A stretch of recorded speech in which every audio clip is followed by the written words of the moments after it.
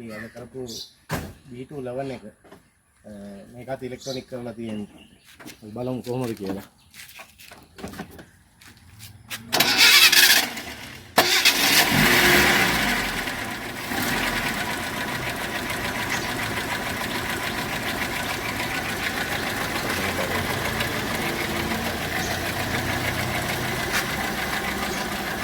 අපි ආපහු අපේ මල්ලිගෙන් අදහස කොහොමද කියලා වාහනේ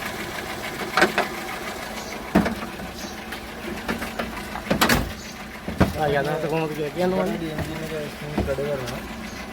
රෙකන්ස් කරන්න පුළුවන් තැනක්. අයි කොහොමද